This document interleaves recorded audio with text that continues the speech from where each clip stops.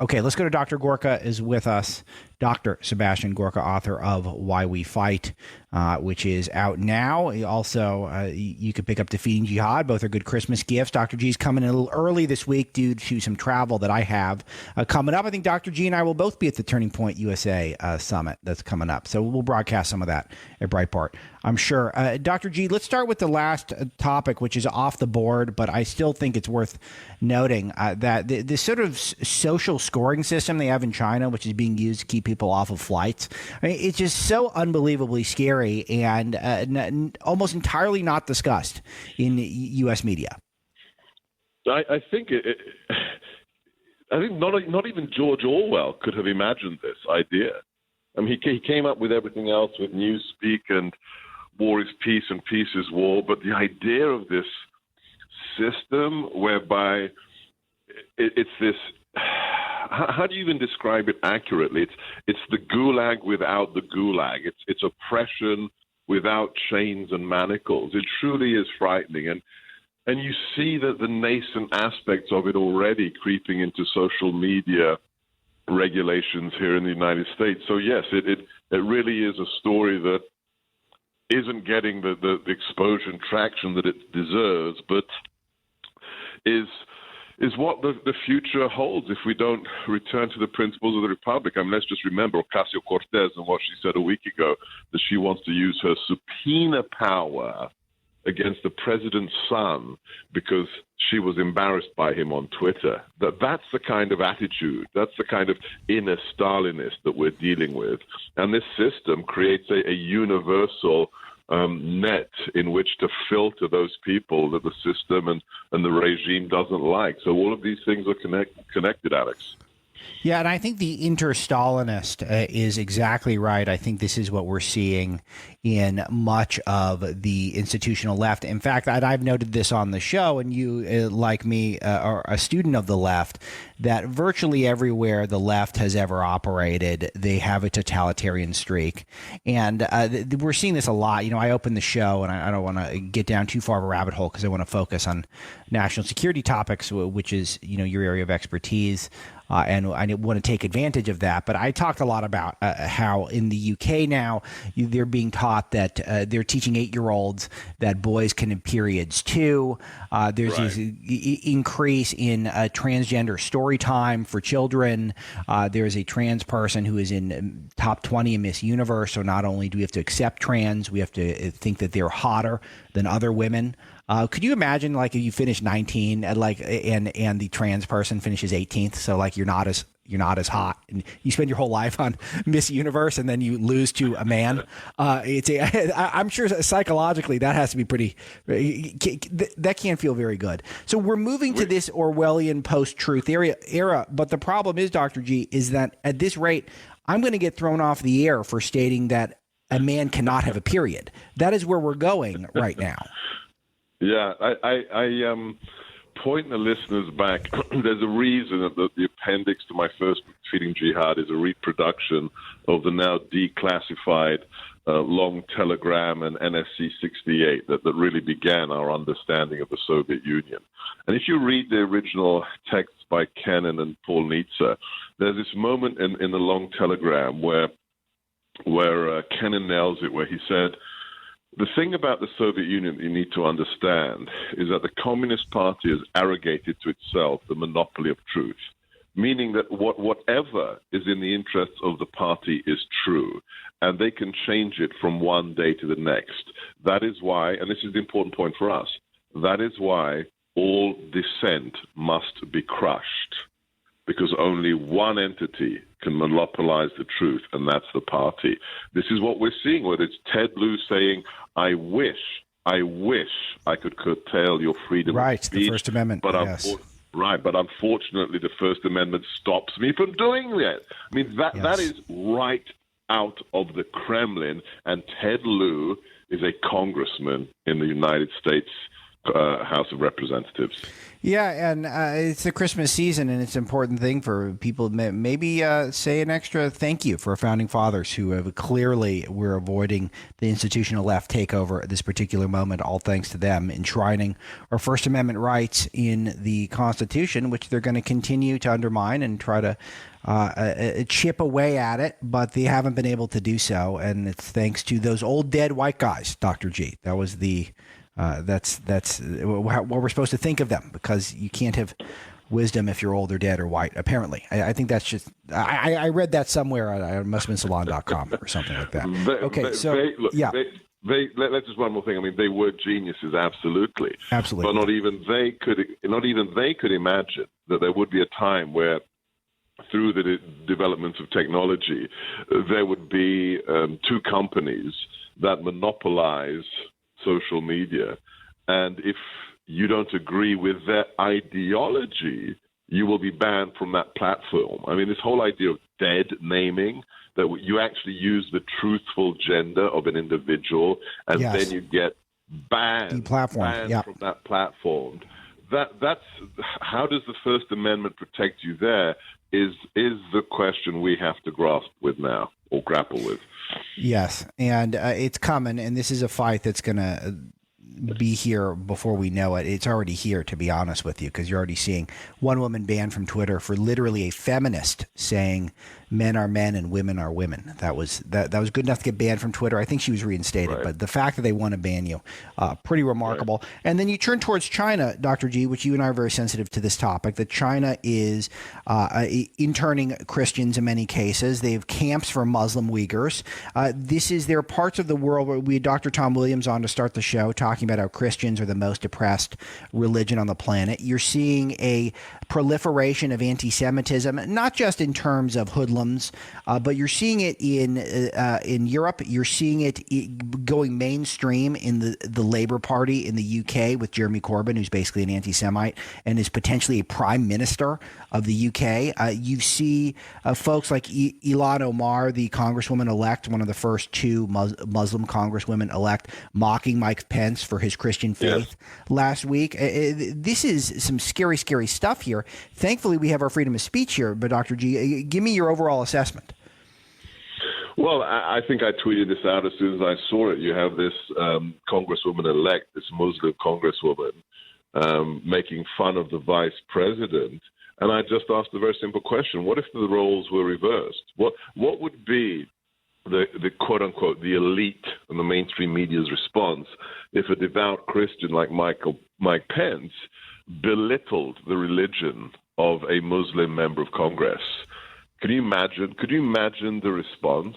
No, but Tom's absolutely right. There is one group in the world that is more persecuted than any other, and it is the Christian, whether it's in North Korea, whether it's in China, whether it's in the Middle East. And if you think of what happened recently in the United States under the Obama administration, here as well, the idea that the little sisters of the poor are forced to finance something that goes against the grain, the essence of their religion as Catholics. That's why we have to be so grateful. Forget everything else. Forget crushing ISIS. Forget GDP growth rates. Forget everything else. Simply getting two Supreme Court associate justices and potentially a third onto the Supreme Court, that in itself is what we have to be grateful for with the election of Donald Trump, because at least having traditional constitutional originalists back in the majority means that these fundamental rights have a chance of being adequately defended for the next 20 and 30 years. As my friend Hugh Hewitt says in his fancy word usage, that is dispositive proof enough that Donald Trump is a conservative, those two decisions. Sure, I think so, but I think the whether or not he's a conservative test is I think it sort of becomes irrelevant at this point, because now he's got to get some stuff done. He's got to get that border secured, and so we'll be keeping a close eye on that as we track this government shutdown.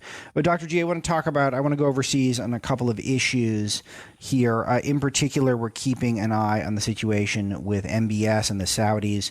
The Senate, I guess, condemned them, but it looks like the condemned the Saudis, and they sort of rejected it, which is, I think, all very straightforward. They wanted to have a resolution against him because of the murder of Jamal Khashoggi, or as we call him at Breitbart News, Saint Khashoggi. But the reports now that are coming out is that the Saudi Crown Prince, MBS, is mulling a summit with Trump and Netanyahu. I think this would be excellent. I sort of hope it happens, yes. But am I wrong to feel like to get excited about this? Because a bit of it to me is the troll nature of it, but I also still feel like developing this relationship is a good, it's by and large going to be a good thing overall for the country. It was a historic moment when the man who is, to all intents and purposes, the leader of Saudi Arabia gave an interview earlier this year to The Atlantic in which he said, Israel, this is Saudi Arabia, Israel has a right to exist. That is a geopolitical movement. A moment when you have the head of Saudi Arabia, that, let's remember, Wahab and Saud, the founders of Saudi Arabia, they were theocratic in their mentality. They wished to create a theocratic nation. For the longest time during the Cold War and after, they were on the wrong side of the global jihadi debate, whether it's funding bin Laden or others, key members of the administration, the royal family. And then we have a break, thanks to the summit in Riyadh, where the president calls out the Muslim world. We have that moment where the crown prince said, Israel has a right to exist. I think a summit, despite the troll factor would be fabulous, would be at 11. But I think it would send another signal to the world that the geopolitics of the Middle East has radically changed. We're not supporting those who wish to destroy us like Iran anymore. We're not sending pallets of cash. We're supporting those who are trying, albeit flawed individuals, are trying to bring some kind of stability to the region and establish a new stability for all our interests. I think it's a superb idea. Okay, Dr. Sebastian Gorka is my guest. He is you are listening to a live show, Year of Our Lord 2018, also December the 18th. He normally joins us on Thursdays, but we're both going to be down in Florida at the huge Turning Point USA Summit. Pretty remarkable, the guest list there. It's pretty stunning. And we'll 4,500 young conservatives. Yeah, well, that's the report. They're going to get those numbers. That would be unbelievable if that's the case. Those numbers are so big, Dr. G, I'm not going to report those until we show up, but that is what they're touting. They're going to have 4,000 young people. So I'm sure some folks in this audience will either be down there themselves or they will have children down there. So try to say hi to me and Dr. G if you see us in the halls. So Fox News national security strategist, latest books, Why We Fight, his other book, Defeating Jihad, both good. Christmas opportunities. Anything else on your mind today, Dr. G? There's a few more places we could go. We could talk about, I guess, Germany compensating hundreds of those who fled the Nazis. We could talk a little bit about the wall, the MAGA agenda. We got a few minutes left. I'll give you the microphone. What do you think? I think we need to keep our eyes on what's going on in France. I think this is, a petri dish of when people have hopes, they have an individual like Macron who sells himself, albeit from the left, he sells himself like a Trumpian outsider. Remember, this person had no real political base just 2 years ago, and he comes from the outside, creates this, I'm going to change the system, I'm going to drain the swamp. Comes in, clearly becomes a swamp creature, tries to feed the globalist agenda, and then what happens? It's very interesting. Who's on the streets of Paris? It's not the 1968 wealthy children, the elite of the middle class. It's the rural French.